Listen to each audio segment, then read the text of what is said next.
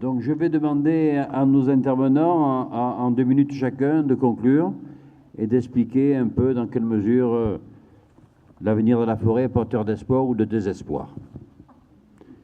On va commencer par vous et on va jusqu'à Jean qui conclura.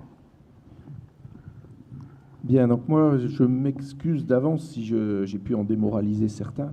En fait, la question n'est pas quel est l'avenir, parce qu'on ne peut pas tellement le prévoir. C'est dire si on ne fait pas attention à tous ces phénomènes que nous décrivons, nous les chercheurs, en observant la forêt sur le long terme, on va vers des surprises qui vont nous prendre alors que l'on n'y est pas préparé. Et l'objet de cette présentation que je vous ai faite, ce n'est pas pour vous démoraliser, c'est juste pour vous dire attention, ne partez pas avec une vision d'avenir à long terme de la forêt sans réfléchir au fait que ce sera certes une forêt demain, mais peut-être pas celle que nous avons aujourd'hui. Donc il faut anticiper le problème que va poser le changement climatique et pas attendre le dernier moment pour se dire « aïe, on avait prévu d'avoir une forêt de chênes et on se retrouve avec seulement les pins qui poussent. On avait prévu de miser sur une espèce, elle est en train de dépérir. » Il faut y réfléchir un petit peu en avance. Donc voilà, mon propos, c'est de dire il y a des gros changements qui sont en cours. On ne les observe que si on fait des suivis à long terme. Le public, en général, souvent les élus, les propriétaires, ne le voient pas forcément parce que ça se fait de façon progressive.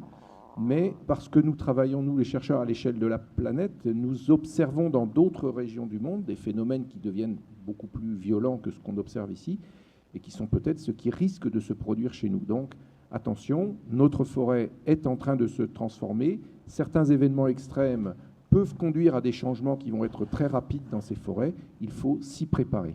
Merci beaucoup, Madame Mas. Oui, donc les sociologues sont en général pas là pour donner des conseils ou des leçons. On n'aime pas trop ça. Donc, j'essaie simplement de soulever un certain nombre peut-être de questionnements et de propositions, comme on avait proposé, de travail futur. Donc, moi, je rebondirai sur la dernière intervention de notre ami catalan et je dirais que ce qui est important, c'est de se dire qu'on est toujours en perpétuelle dynamique. C'est-à-dire que, de toute façon, que vous le vouliez ou non, propriétaire, forestier, gestionnaire, technicien, politique, etc., à un moment donné, les choses se font dans la société, hein, c'est-à-dire en dehors finalement aussi des décisions, par exemple prendre un propriétaire individuellement ou un institutionnel, etc. Donc ce qui est important, c'est d'être toujours ouvert. Alors Michel Ventier nous disait qu'il faut faire attention de bien suivre effectivement ce qui se passe au niveau changement climatique. Moi je dirais d'être toujours ouvert à ce qui se passe aussi dans les transformations sociales. Bon, je vous disais effectivement l'idée de service environnemental, c'est pas une idée qui est foncièrement vieille, hein. Véritablement, c'est depuis une dizaine d'années que c'est devant la scène sociale. Et puis on s'aperçoit qu'aujourd'hui, elle commence à être remise en question dans le côté trop économiciste de la chose.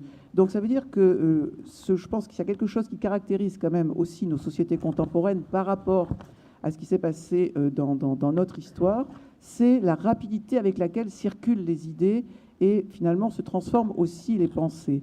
Donc s'il y a quelque chose qui doit être retenu, c'est se dire comment finalement être toujours à l'écoute et à l'entendement, dans ces cas-là effectivement faire appel à des jeunes sociologues comme il y en a dans la salle pour savoir ce qui se passe, comment la société se transforme, et elle se transforme quand même assez vite. En particulier, j'en ai parlé tout à l'heure, au niveau de cette mondialisation de la pensée, c'est-à-dire cette pensée qui finalement de plus en plus est en train de devenir des pensées uniques, mais aussi qui s'adapteront aussi à des territoires, bien entendu. Donc toujours cette ouverture potentielle. Merci. Merci.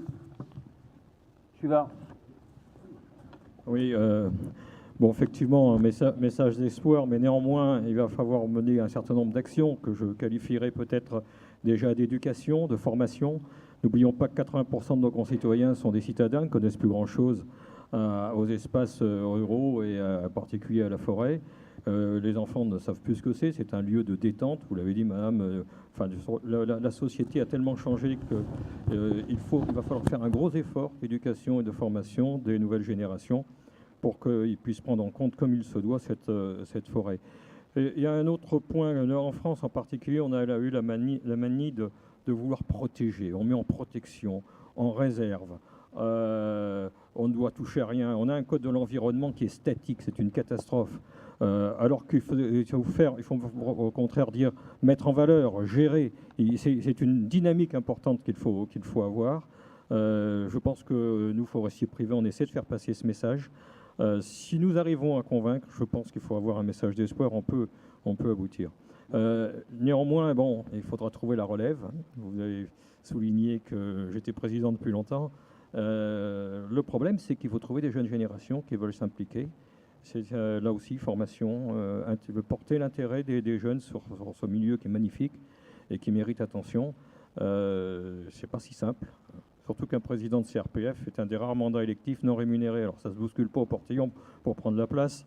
Je ne veux pas faire trop d'allusions sur les mandats électifs actuels, mais enfin bon. Merci. Voilà. République catalane, allez-y.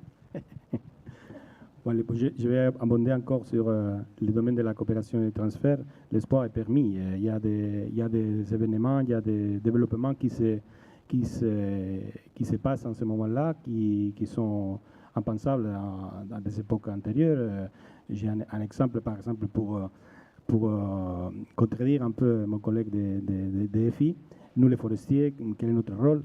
Par exemple, en Algérie, ils ont innové et ils ont fait que les forestiers traditionnellement très statalistes et très dominateurs et tout ça, ils leur ont imposé le rôle de développeurs avec le programme de PPDRI.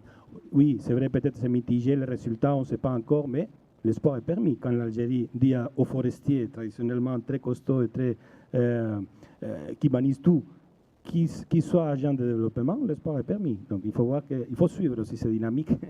Ou bien par exemple quand le Liban, avec tous ces problèmes qu'ils ont de politique et de stabilité, tout ça, ils ont généré un programme pour régénérer leurs forêts, pour restaurer leurs forêts perdues pendant les derniers siècles.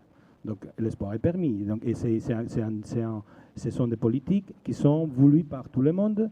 Après, il y a les protagonistes, il y a les politiciens, bon, il y a tout le monde, tous ceux qui veulent aider, bon, profiter, mais le sport est permis. Il y a des politiques, il y a des volontés, il y a des gens qui y croient et qui mettent les moyens, il faut les épauler.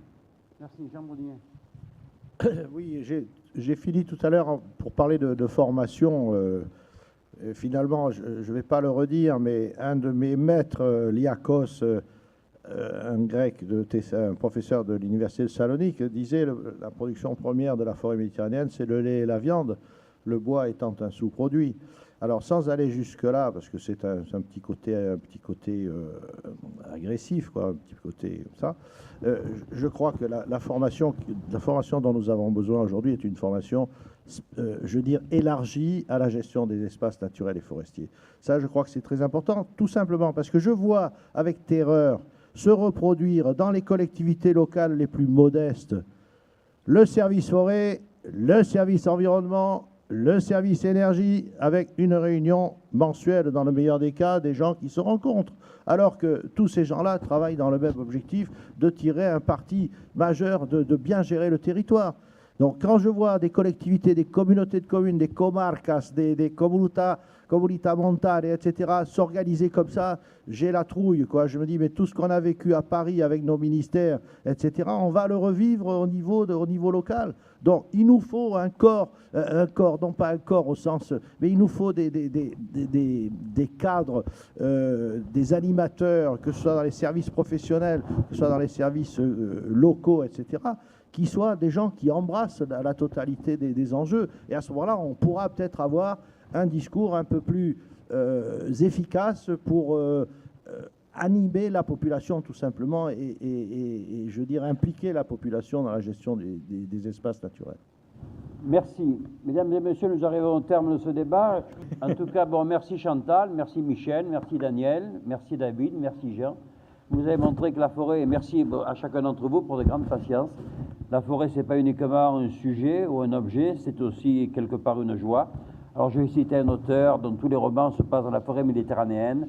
Mesdames et messieurs, au nom de ces vraies richesses, que votre joie demeure.